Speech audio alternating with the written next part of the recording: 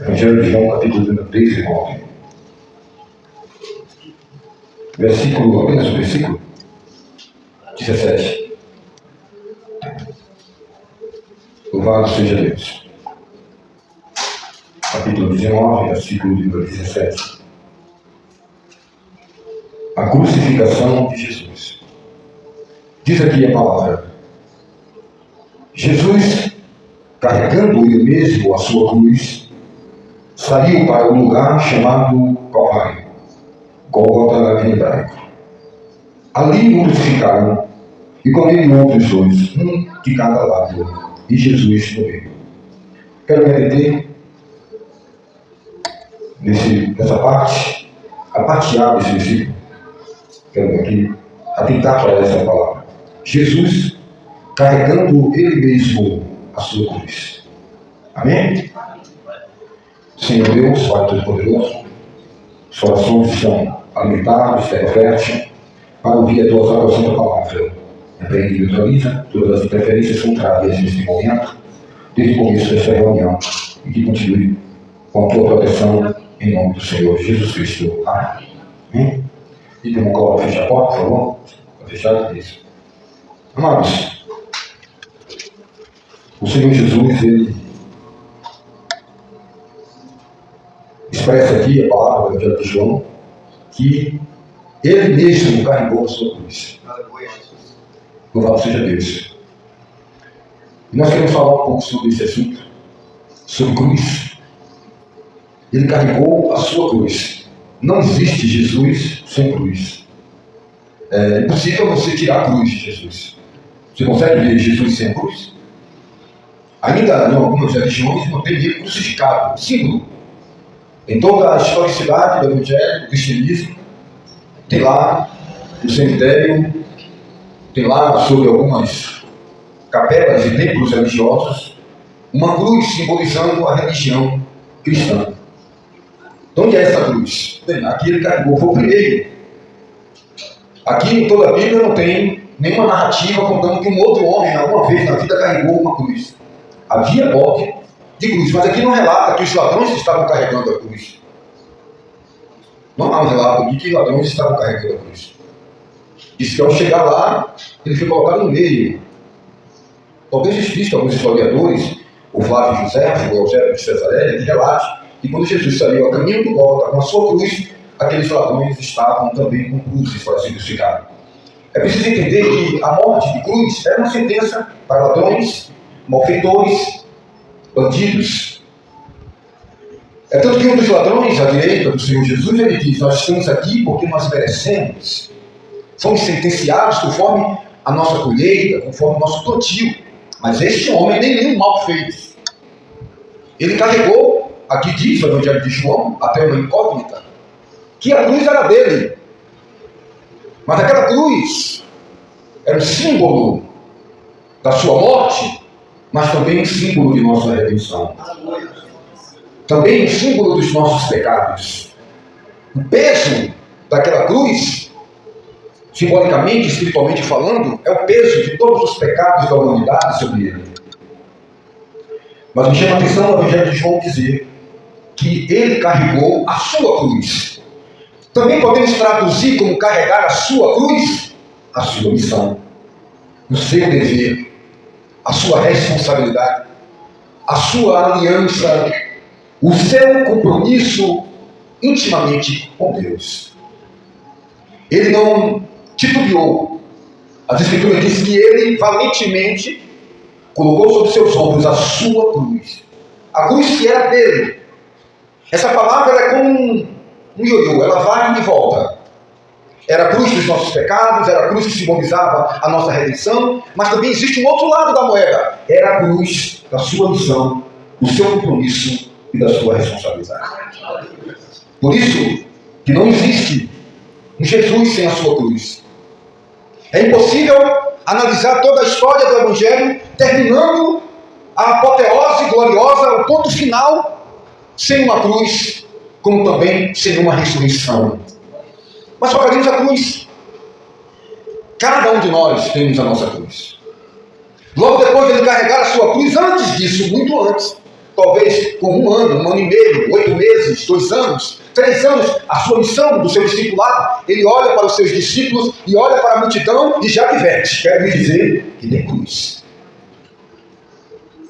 Não deixou ninguém enganado, não deixou ninguém titubear com as Disneylândias da vida. Ele adverte dizendo: bem, tudo bem, vocês estão aqui, mas quem quiser me seguir, tome a minha cruz. Ele disse isso? Ele disse: tome a minha cruz no meu lugar. A minha cruz é minha. Você tem a sua cruz. Eu vou pedir que, numa didática nessa manhã, você olhe para o seu irmão do seu lado e dirija para ele essa pergunta, não robótica, mas para que possamos ter uma didática. Olhe para ele e diga assim: você tem cruz? Parece que eu estou notando que você tem. Eu noto que você só é uma. Não existe um bocado de cruz, 2, 3, 4, 5 cruzes. Não tem cruz fracionada. Não tem cruz pela metade. Não tem cruz pequenininha, cruz grande, cruzinha no diminutivo. Nem também cruzona. Existe cruz. A tolida, a medida daquilo que você suporta. Talhada para você. Então existe cruz.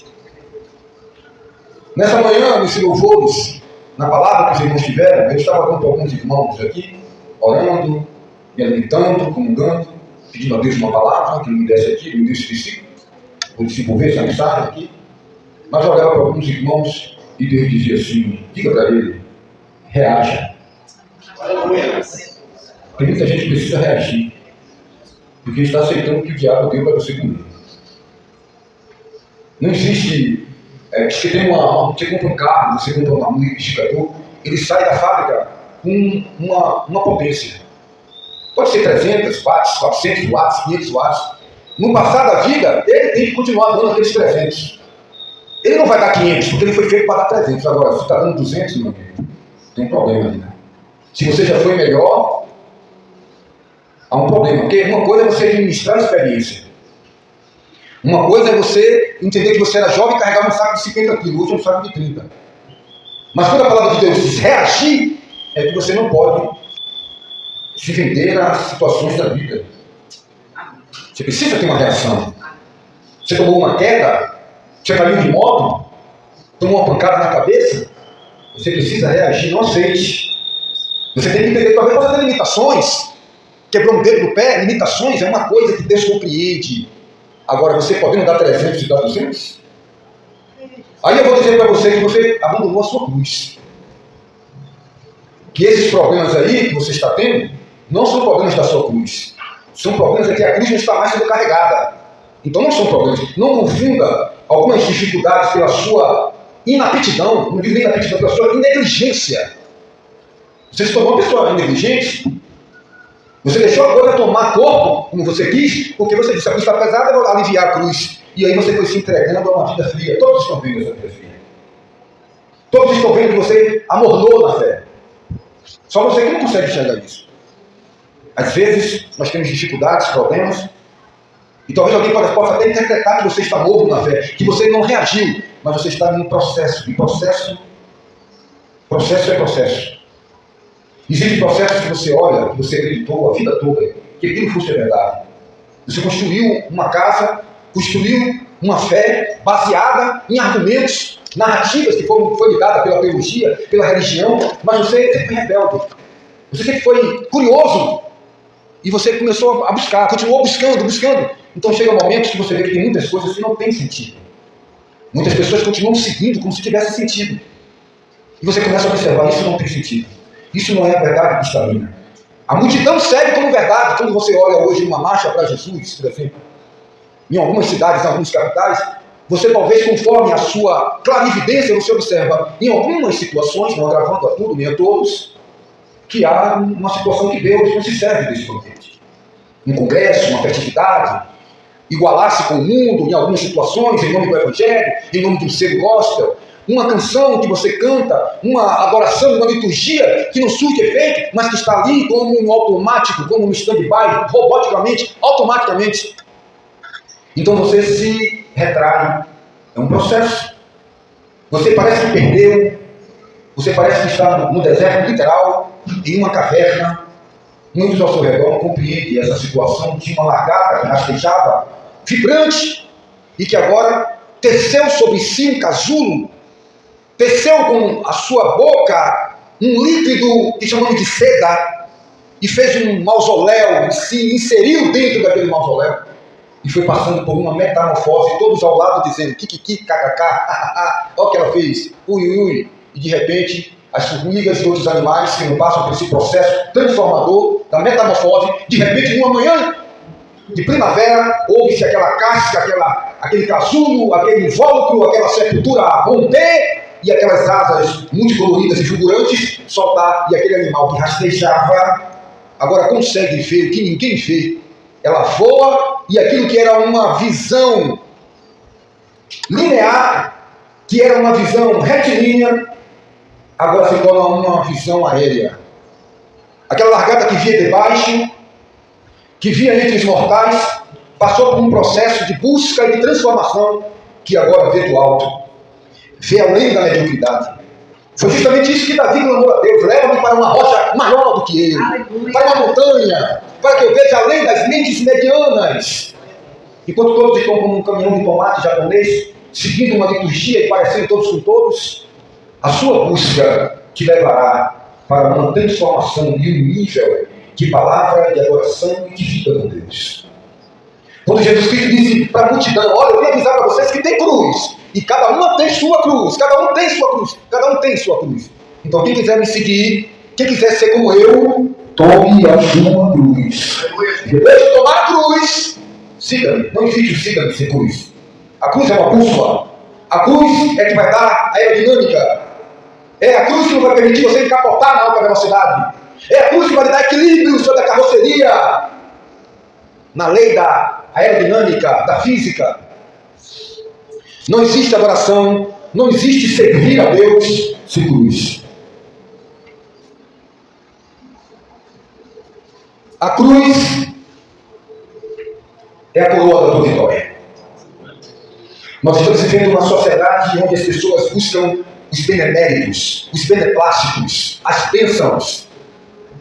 Elas buscam as beneficências, querem as providências divinas. O jovem monta em uma moto e ele quer o beneplácito da aventura, que é a adrenalina. Mas ele não mede as consequências, que ao encapotar aquela moto pode ser uma dose única, porque não tem 7 vidas, não é gato, conforme a supervisão. Ele busca o beneplácito, o favor daquilo que freneticamente aquela moto em alta velocidade, o carro em alta velocidade, os esportes radicais, como aconteceu em Santa Catarina, aquele balão que subiu, sem cálculos de que aquilo ali existe consequências. Mas viciado conforme a física quântica, viciado nesses hormônios produzidos pelo hipotálamo, produzidos pela glândula pineal, a serotonina, a dopamina, a adrenalina e outros hormônios produzidos através da aventura desenfreada, dos esportes radicais.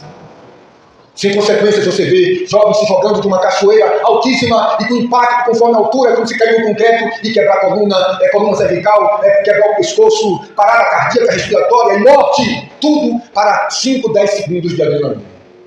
Eu quero o beneplácito da adrenalina, mas não calculo as consequências daquilo que eu estou buscando. O sexo desenfreado que vai produzir a saciedade, a sensação, o hormônio da felicidade, a dopamina, a serotonina, entre outros hormônios. E aí ele não quer só o sexo permissivo com a sua esposa, ele aí vai trair ela, porque nesse radical, nesse proibido, vai produzir a serotonina, a dopamina, a alegria, o prazer, o gozo com a adrenalina misturada. Ele tem um pacote fechado, então ele quebra regras. Moto não foi feito para empinar, nem carro para dar cavalo de pau, mas gera o perigo que gera o coração bater forte numa parada cardíaca. Quando ele chega no hospital, vem uma dose sintética de adrenalina no meio do teu peito, o coração, adrenalina. Muitas pessoas se comportam assim com Cristo, esquece da cruz e do beneplácito. Quer a paz que Cristo dá, quer essa alegria, quer esse gozo do louvado, adorar, quer essa sensação do corpo físico energizado no dínamo do poder do Espírito, do falar em línguas, do profetizar, né? E essa coisa toda que trabalha com o corpo, que você sente arrepiar o corpo, você sente esse calor. Eles querem também essa sensação, esse beneplácito, essa graça, esse favor imerecido, mas não querem a cruz. não querem um preço da oração nas madrugadas, não querem se debruçar na leitura, na prática da palavra de Deus, mas como essa juventude aí fora, como essa humanidade aí fora, querem apenas as bênçãos e não uma pessoa alguma.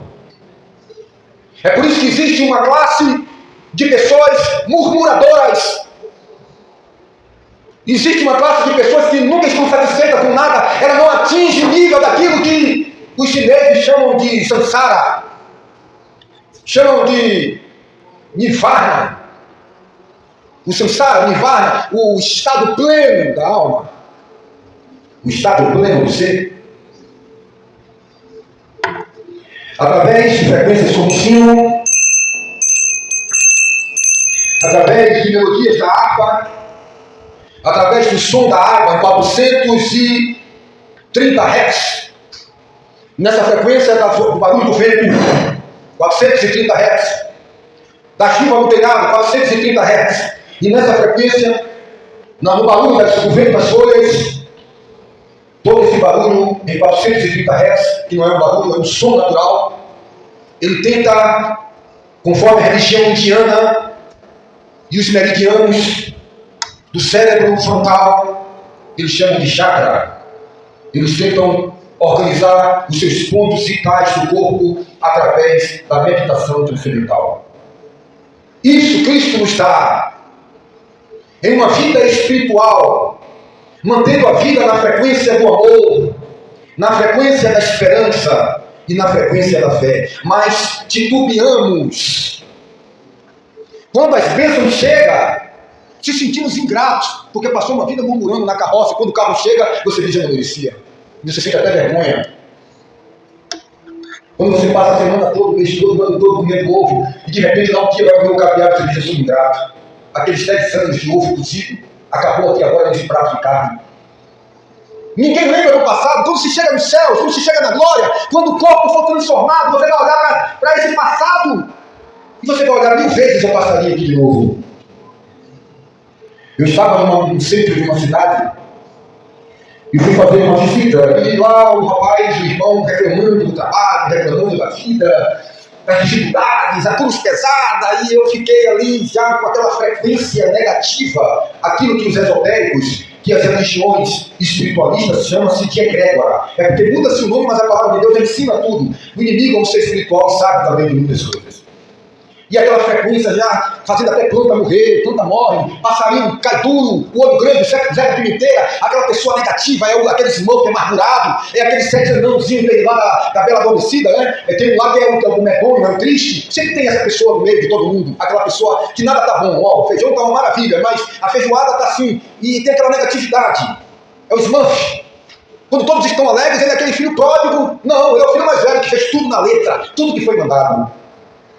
E ele reclamando, eu ali já sentindo minhas pernas bamba, não bamba porque eu estava em oração, mas se fosse outra pessoa, caía até ali. E você olha para o semblante, não tem vida, não tem alegria, né? Todo mês passa o cartão, porque não está dando dinheiro, porque está gastando com porcaria. Não sabe administrar, tinha que voltar a quebrar pedra, tinha que voltar a trabalhar. O INSS suspender a aposentadoria. Aí o instante tomava pulo na vida. Tem gente que está aposentado há 10, 15, 20, 30 anos, e gente, todo dia trabalhando debaixo do sol quente.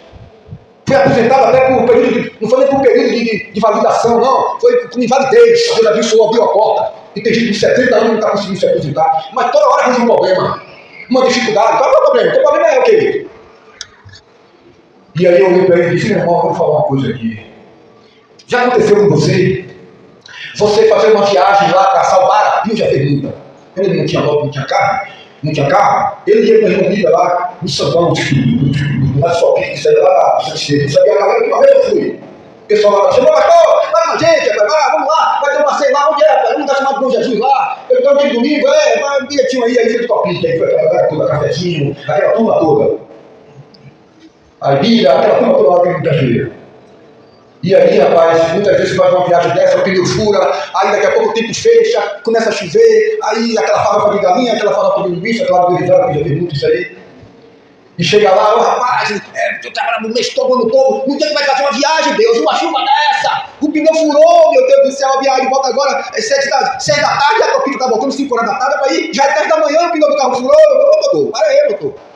E aí aquele perrengue todo, o menino chorando dentro do carro, o outro vomitando, e todo sambão, no farol, todo batida de limão, o povo ali, esperando, aí quando tá todo dentro do carro lá no vulca, daqui a pouco estia, quando chega lá que vê a praia, parece que aquele período, aquele tempozinho ali atrás ali, você diz assim, que lugar lindo, meu Deus, um perrengue desse aí 4.000 vezes. Rapaz, valeu a pena, não tem um hino que diz, como é, valeu a pena esperar? Quando você, as coisas que os olhos não viu, que o ouvido não ouviu, o coração não sentiu, quando você chegar lá, no espaço verdejante, que nenhum homem, nenhum Bulemars, nenhum Oscar Niemeyer, nenhum arquiteto, nenhum homem nessa terra, nenhum homem, nenhum Van Gogh pode pintar o quadro da Nova Jerusalém, ter ideia daquilo. E você chegar lá e você olhar e dizer, meu Deus, eu carregava 20 cruzes dessa que eu estou carregando aqui agora. Por um pouquinho de tempo que há de vir virá e não tardará. Mas temos os beneplácitos. Perdemos as estribeiras. Queremos só bênção. Que tipo de amor é esse? Parece que Deus fez o suficiente. Não está sendo suficiente por nós. Parece que tem faltado algo. Parece que está incompleto. Você perdeu a capacidade de ver que seu filho não está nas drogas, que seu filho está naquela moto carregando bujão de gás, está novo, pagando o dinheirinho dele, adquirindo responsabilidade, aprendendo a ser homem, enquanto muitos estão aí. Mas meu filho está de moto vendendo bujão de gás no sol quente. Agora, daqui a 2, 3 anos, ele pode estar na universidade, numa faculdade. Isso não significa que esse é o padrão da felicidade. A pessoa pode ser feliz tomando conta de cavalo, e ganhar dinheiro e viver bem, porque viver bem não é morar numa mansão de carro com casa por cima. Isso é o que a sociedade diz, você tem que ter para ser feliz. Mas eles estão se matando e não estão sendo felizes. Estão os ímpios, os teoretas da vida, que não pode sentar, nunca sabe, não sabe nem o que é tomar um banho de praia de piscina, que é um louco de um laboratório a vida toda, é obcecado. Ontem eu conversava com um empresário que dizia para ele olhou para mim, senti que só me encheu de lágrima. Eu olhei para ele e disse, aumenta a fazenda, aumenta os funcionários, aumenta o trabalho. Quem ama o dinheiro não se contenta com ele. Mas você está aqui administrando o que o seu pai te deu. Deixa quem quiser dizer que você tem que construir galpão, botar 10 funcionários para o INSS chegar aqui, para a fiscalização chegar aqui, para o Ministério do Trabalho chegar aqui, para a Receita Federal chegar aqui, aumenta os funcionários, aumenta a fazenda, aumenta seu trabalho, mas pobre, dorme, deita. Você sabe o que é deitar e dormir, meu amigo? Mas não. Vai chegar um momento que você vai ser entregue à sua própria sorte. Vai chegar um momento que você vai estar com a mente tão obliterada, que quando você vê ali, você vai dizer, Deus me livre. A mente mudou a mente. E quando o homem de Deus chega para dizer não está certo isso, reaja, você vê como o diabo. Meu inimigo, eu quero seu bem. Mas é sempre mais fácil. Eu conversava ontem com uma irmã no conselho. Eu disse a ela, olha, eu aprendi a respeitar as escolhas de todas as pessoas. Não adianta ficar com atos de terrorismo psicológico, tentando mudar o seu pensamento, as suas escolhas. Eu tenho que respeitar a sua escolha, ainda que isso me faça sofrer, ainda que eu tenha um projeto, um plano para a sua vida, mas eu tenho que respeitar porque você é único. Você não é uma acéfala, uma pessoa que não tem cérebro, que tem que alguém pensar por você. Então o motivo muitas vezes de eu não ter visitado, ou ter ido lá com uma família, um irmão, foi em respeito à sua escolha, não que isso seja um desprezo. Mas você sabe o que acontece, irmãos? As pessoas muitas vezes querem tomar decisões na vida, mas não querem assumir o peso da decisão. Elas não querem assumir as consequências do peso da cruz. Então ela toma uma atitude e diz, mas eu quero você. Eu vou me matar aqui agora na sossego? E deixa uma cara, eu estou me matando porque o mundo não me amou, porque meus filhos não me amou, porque a sociedade não me bateu e botou para fora. E aí se auto-justifica, como se você estivesse dizendo assim, eu estou me matando, mas não sou culpado. Aí é mais fácil. É mais fácil. E quando uma pessoa achar que você é diabo, não tem o que você possa fazer. Sai fora. Era mais fácil para os fariseus dizer, esse homem é o Filho de Deus. Estamos encerrando. Esse homem aí é o poderoso, porque nunca viu. Um cego de nascença, não tem gente que é curado ali, cego, né? Olha, eu não sei, Deus não ouve pecadores. Eita, que teologia poderosa, hein? Um leigo cego que era mendigo, ensinou aos doutores da lei. Deus não ouve pecadores, isso eu sei. Por que Deus ouviu esse homem? Não estava sem não. Aquilo foi uma facada de um doutor da lei. Eles não queriam vir, não queriam enxergar, não queriam tirar as escamas dos olhos, porque havia interesses obscuros ali, havia situações e mais situações. Então, é melhor dizer, já falei que esse homem é um falso profeta, e eu estou indo você que falar dele. Em outras oportunidades, ele expulsa demônio em nome de Deus Beelzebul. Eu tenho que demonizar essa pessoa. Eu tenho que exigir que ela seja perfeita como se ela não fosse humana. Porque quando eu consigo encontrar algum defeito nele ou nela, a sua pregação perde valor. É por isso que todo mundo procura destruir ou achar um defeito, como se aquela pessoa tivesse de ser perfeita ou já atingido o nível da perfeição. E aí a gente deixa de olhar para nós, para sempre existir no outro, porque é mais fácil. Nós esquecemos de nossa cruz e achamos que a cruz do outro sempre é mais leve que a nossa. Mas não compreendemos. E aí, meu amado, todos queriam destruir aquela imagem. Jesus perguntou: o que dizem que eu sou? Um dizem que é profeta, outros dizem isso. E vocês? Você é o Filho de Deus. Não foi carne, nem sangue que revelou. Até aqui, talvez, o que tem revelado para você são as suas concepções profundas de uma experiência empírica dentro da sua personalidade, da sua forma de cosmovisão, na sua forma de vivência e de personalidade. Nada revelado pelo Espírito. Você não consegue enxergar aquele que diz: eu estou abrindo o coração, porque corrupto, maldoso é o coração do homem. Eu glorifico a Deus por ter encontrado essa palavra. Porque no versículo revelado a Jeremias, porque só Deus vai nas redobras do coração. Ontem, em outro diálogo, essa semana, eu conversava com uma pessoa e eu disse: você sabe se que você tem um dispositivo que está em contagem regressiva para tu ficar doido com 75 anos de idade, comer cocô e rasgar dinheiro?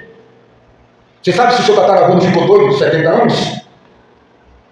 E você vive a vida, alguém diz assim: olha, o seu filho tem um problema aí que pode gerar uma esquizofrenia com 60 anos de idade. Ele vai viver bem a vida toda. Com 60 ele começa a ficar esquizofrênico, vai aumentando o grau. De repente, com 70 ele tem mal de Alzheimer. Tem o mal de Alzheimer e tem o outro que dá esquecimento. Qual é? O mal de Alzheimer, qual fica tremendo, né? Pode gerar um Parkinson. Pode ser aí um problema elementar no DNA. A China agora e o Japão e outras tecnologias pegam um código genético e tira da sua família, do código genético, de uma árvore genética, ele tira um pedacinho da diabetes, que está no seu tataravô, ele tira uma doença de fase terminal, ele tira um DNA cancerígeno e eles fazem um super bebê. Eles colocam genes, eles colocam DNA de gênios da humanidade e fazem um super soldado, modificado, a transhumanização. E aí você vem na vida sem compreender, pastor Antônio, que a minha vida e a sua vida não é como um carro, que quando o combustível vai acabar, não aperta o sinal vermelho. Você não sabe que horas vai acabar o combustível da sua vida. Você não sabe o dia da sua morte, disse Salomão. Você não sabe a hora da candeia quebrar e partir, a candeia de prata, conforme Salomão, em Eclesiastes capítulo 8, 9, 10. E aí você vem vivendo, só reclamando, sem compreender o universo que Deus te colocou, e era fácil administrar a tua casa, a tua vida, a tua família, mas você está preocupado sempre em tentar organizar o outro e colocar o outro ao trabalho como um cargo que Deus lhe deu e não é verdade. Tome a sua cruz, não a do outro. Se torne, produza, seja, e procure convencer com aquilo que você produz, com aquilo que você é. Siga o exemplo. Não é porque eu cheguei aqui e pintei essa parede que eu tenho que exigir que você também pinte. É uma questão sua, individual. Ao chegar aqui e cuidar da arrumação da congregação, ou fazer qualquer coisa no seu trabalho, não significa que o outro tem que fazer. Foi justamente esse o problema de Marta. Eu estou na cozinha, cozinhando. Maria está aí. Pô, quer dar na cozinha? Continue. Quer fazer a comida? Faça, mas faça de amor. Faça com dedicação. Não significa que eu tenho que exigir que você também esteja na cozinha, que você também farra, que você também faça alguma coisa. Ah, auxiliando. Mas a pessoa, se Maria saísse dos pés de Jesus e chegasse lá, bora, e isso aí, ó, tá assim, encaçado. Não seria melhor Maria ir lá e ajudar? Marta estava focada. Em nenhum momento Jesus disse que ela estava errada. Só disse que Maria, naquele momento, escolheu um momento mais adequado de estar ali ouvindo a palavra de Deus. E será que você faz isso em sua vida? Será que você compreende que quinta-noite eu tenho que deixar a cozinha e ouvir a palavra de Deus, ou a terça, no ciclo de oração? Será que você tem escolhido a boa parte? Será que o seu problema não é da juventude, que quer os beneplásticos, que quer a adrenalina, que quer a dopamina, que quer a serotonina, que quer a melatonina para dormir, mas não quer a cruz, mas que não quer cavar o buraco e jogar a semente, sabendo que é Deus que vai dar o crescimento, e cabe a você semear e regar. Você não compreende que Jesus Cristo disse: sem mim não vai poder fazer. E se você quer tudo, eu vou podando você. Você precisa de podas, você precisa de limites, você precisa de ajustes, porque você é humano e Deus te ama e sabe que te podando você vai dar mais potencial, mas não queremos poda, porque poda dói, corta, sangra. Tem um ditado aí que diz que queimamos os resultados, mas não queremos os processos. Palavra muito usada na terapia, no processo, mas as pessoas não entendem que Jesus, desde o primeiro dia, estava no deserto. E depois de 40 dias, o diabo chegou perto dele quando ele teve fome. O inimigo tem 40 dias te olhando, irmão. Tem 40 dias te olhando, irmão Jonas.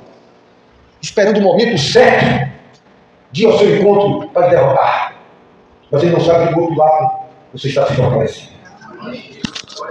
Eu quero encerrar essa mensagem nessa manhã, perguntando para você o seguinte: você tem luz? Você tem dificuldades? Tem uma coisa que eu quero te revelar aqui nessa manhã.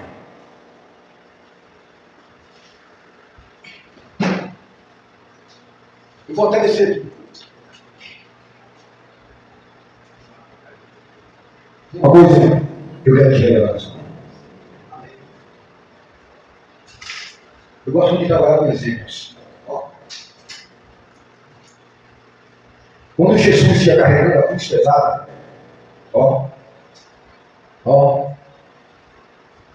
ele não olhava para a cruz, não. Ele olhava para você sentar ali agora. E cada vez que ele olhava, via você sentado, agitando e soltando o nome dele, a cruz ia ficando leve. Talvez você entrou aqui hoje, a gente vai orar com você. Talvez você entrou aqui hoje e a sua oração foi essa. Quero chegar perto de você. Talvez a sua oração foi essa: tira o espinho. Aleluia. Talvez você disse assim: tira o espinho. Aqui não tem espinho, não tem? Mas Jesus diz assim: o espinho vai ficar aí. É forte? O espinho vai ficar aí. Mas é mais forte do que eu vou dizer agora. Ao redor do espinho eu vou mandar uma anestesia. A minha graça te basta. Quer que tire a graça? Então não basta para tirar o espinho. Porque sem espinho não tem graça. Eu tiro o espinho, tiro a luta, mas também tiro a coroa. Você quer?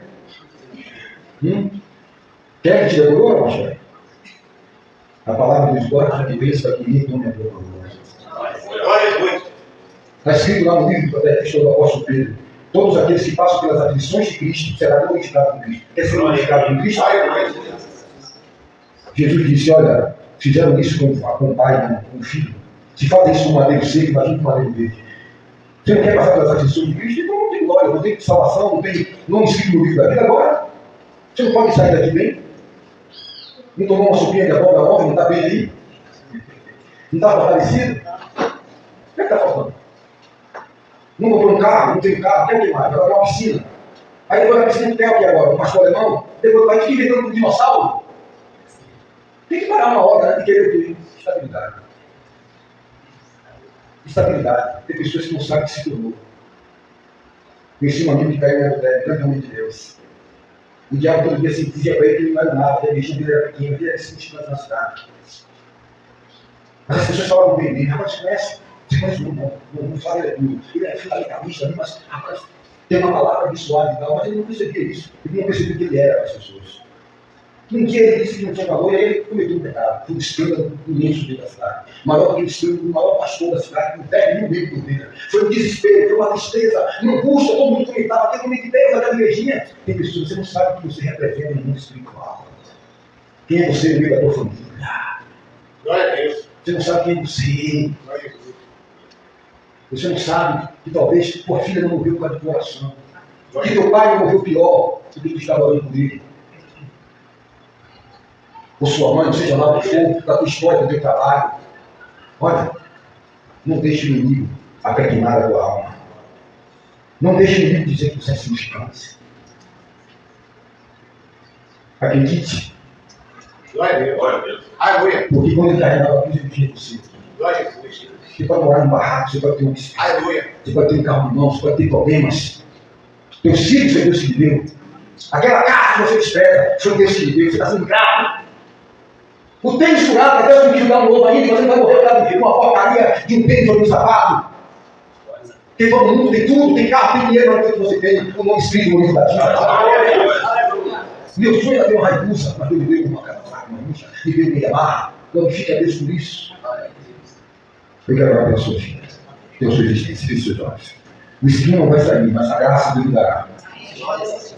Você vai sair daqui respirando um novo ar, uma nova estrutura, uma nova carinagem. Santo Deus, Pai. Pelo poder da tua palavra, eu quero te glorificar e te exaltar por essa mensagem nesta manhã. Senhor, cada um dos irmãos aqui, repreende todo o mal, toda a seta que traz, dai a vitória, Senhor. Livra teu povo dos pensamentos contrários, das angústias.